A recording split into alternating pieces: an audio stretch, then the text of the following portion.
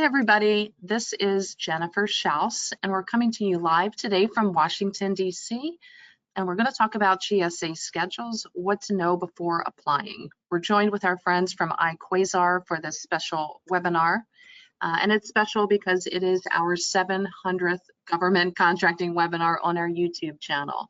So if you're watching live, we invite you to subscribe to our channel. It doesn't cost you anything. Give us a like and leave us a comment. We'd love to hear from you. Here's the link to our channel. And again, you're probably watching it, so you may have this link in front of you already. But again, as I mentioned, we're covering in a very rapid fire Q&A session with IQuasar, GSA schedules, what to know before applying. And just as a reference tool, this content actually started out as a blog post between us and IQuasar. So if you want a link to the actual content, please hop over to the IQuasar website, to their blogs. They've got a lot of great content over there. Okay, now I'm going to turn it over to Shoaib Bazaz from IQuasar, and we're glad that they were able to join us for this special webinar. Shoaib, I'll turn it over to you now. Thanks, Jennifer. So hey, everybody. I'm Shoaib Bazaz. I work as the marketing manager at IQuasar LLC. Next slide, please. So we're based in Sterling, Virginia. We help government contractors with a range of services like proposal development, recruiting for the government contracts, cleared recruitment, consulting, but also helping small and medium businesses through their GSA schedule journey. So thank you, Jennifer. Thanks for this discussion. Great, thank you, Shoaib. Let's go ahead and I'll give you guys a quick blurb about us. We are based in downtown DC with over 20 years of consulting federal contractors, typically established government contractors providing products, services, and software. We've got a newsletter, webinars, and event sponsorship available for companies that sell to the government contractors. As of this morning, our newsletter now reaches 34,000 subscribers. We've got over 8,000 followers on YouTube and several on LinkedIn as well. If you're looking for a media kit, if you're trying to reach government contractors, please drop us a line at the hello@jenniferschaus.com. Okay, so let's go ahead and get started. As I mentioned, this webinar today originated as a blog on the IQuasar website. And again, it's GSA schedules, what to know before applying. Thanks, Jennifer. So as you know, navigating the complexities of the schedule can be a real a daunting process for businesses. And you also don't want to get stuck in the application process without first having done all the due diligence and research. So we're mostly going to be discussing the things you need to know before applying. So thanks for joining us today, Jennifer. My first question would be, from your experience, what type of companies thrive on the schedule? We know that many struggle with it. They may not have done all the research or the due diligence, but from your perspective, what companies do well on the schedule? Over to you. Right, thanks so much, Shoaib, again, for inviting me to participate in the blog, and thanks for accepting our invitation to turn this into a live webinar. So first, I always like to start with the raw data and then expand from there.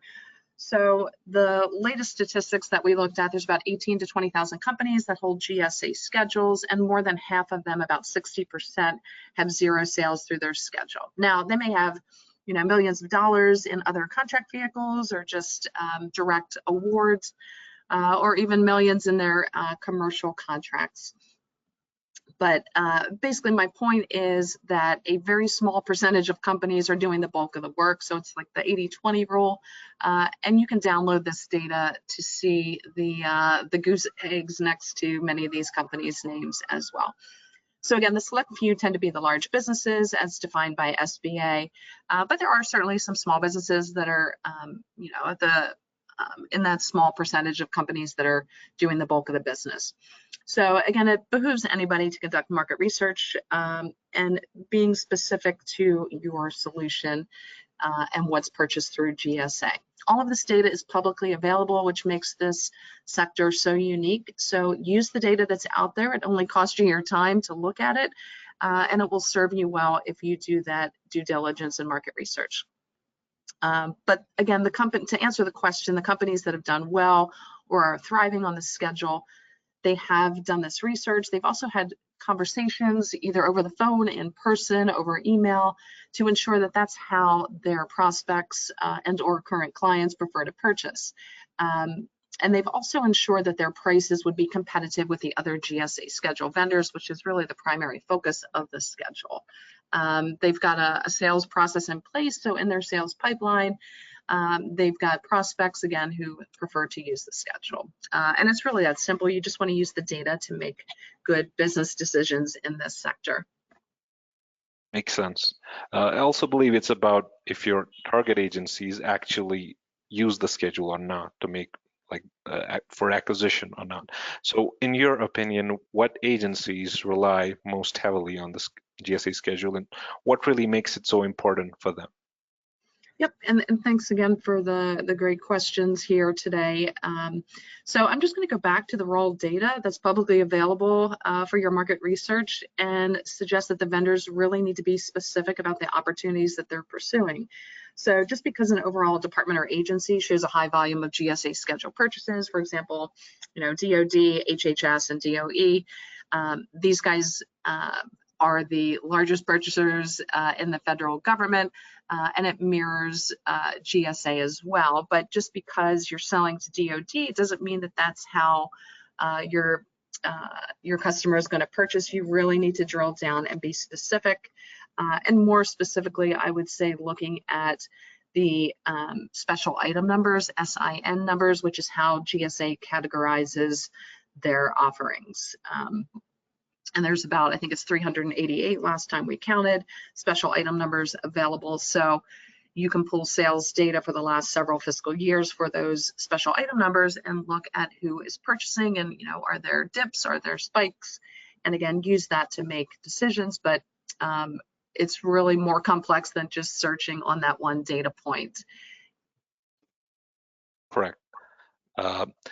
For a lot of schedule holders, marketing is often a big challenge. So are there some strategies that you've seen work for companies to get the most off their GSA schedule?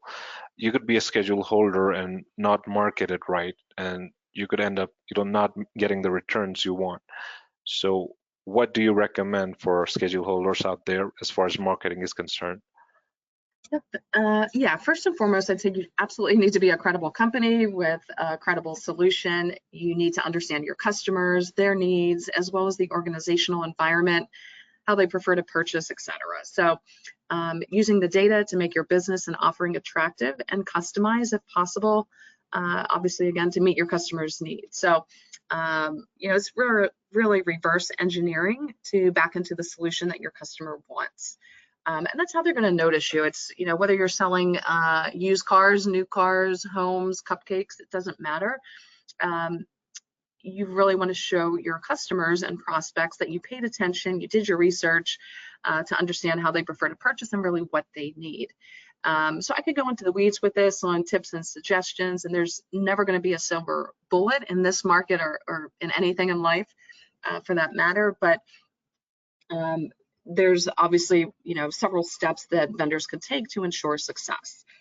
The analogy that I like to use is basically just being the difference between the white tablecloth restaurant versus the one with the wobbly tables that you need to stick a pack of sugar under to balance, and maybe it's a little sticky on top. So just a lot of little things to enhance your solution, your understanding of your customer needs, and again, just ensuring that GSA is really their preferred mechanism of purchasing. Correct, and that's a perfect analogy, right? My next question would be that we've seen many companies face hurdles during the application process. So, a lot of companies, they don't do the research, they go with a lot of expectations that are not realistic. But what are some of the most common pitfalls that you've seen like offerers suffer from when applying for the GSA schedule, and how can they avoid them?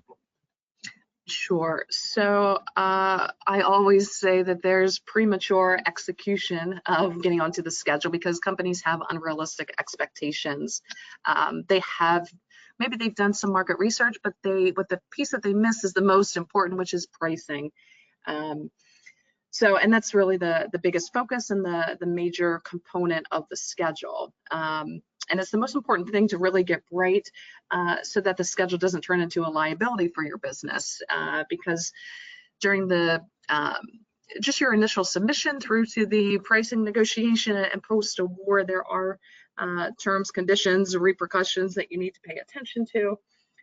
So presenting your pricing in a competitive and compliant manner is really, again, the most important, especially for vendors who don't have a pricing process in place. So if you're selling professional services in your labor categories, don't have a methodology to them or some sort of pricing schematic, then this is not going to be impossible, but you could be leaving some dollars on the table.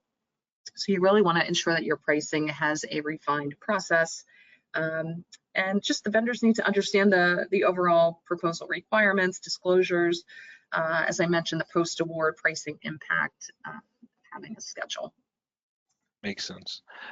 And also, my next question, in fact, is about that part, like post-award compliance. So you get on the schedule, but a lot of offers, they don't know that even after getting on the schedule, you need to be compliant with certain terms and conditions.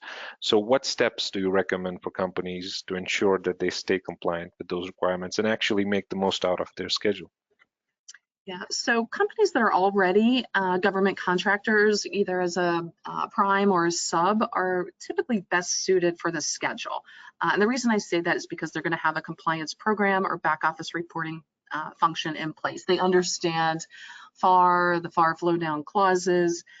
New entrants to federal contracting, most likely, and not all, there's always exceptions, do not fully understand all of the requirements or even have these processes in place as part of their just overall business operations. So, and there's several pieces to GSA post-award. As far as best practices, you absolutely need a post-award compliance process in place with designated functions for each of your team members, should you have a team. And these could be outside consultants as well, but this needs to cover everything from reporting the industrial funding fee payment, which is 0.75% of your GSA scheduled sales, to accepting the GSA mass mods. These are the GSA initiated modification mods, and updates with new refreshes. These are updates to the solicitation, and just ensuring that your overall internal processes are intact and you're not violating any pricing conditions. All of these processes, particularly your pricing, should be reviewed on a regular basis. For companies selling products, you need to be cognizant of TAA and Ability One, and any changes to those that would impact your offerings, what you were providing through the schedule. So I could go on and on, but basically all of this, having a compliance process in place, whether you have a schedule actually or not, will, just ensure a smooth ride with GSA. There will sometimes be audits or customer assisted visits that GSA calls CAVs, and this will also ensure just a better relationship with your GSA contracting officer.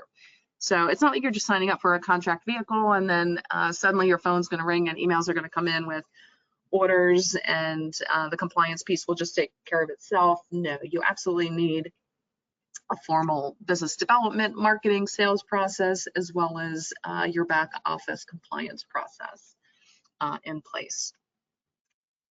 That's right.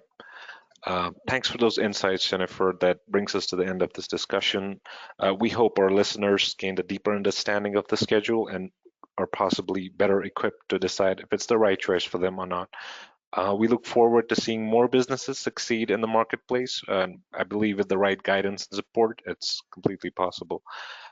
So for our listeners, if you want to read this interview style blog, the complete version, please visit the IQuasar website. The link is on your screen. We look forward to, connecting with you sometime soon. Thanks, Joab, and thanks, IQuasar. We're glad that you were here to join us for this monumental webinar. It's our 700th. Again, give us a like, leave a comment, subscribe to our channel, and don't forget to check out the full article over on the IQuasar website. Thanks for joining us, everybody, and thanks again, Joab, for participating. Thanks. Take care. Bye-bye.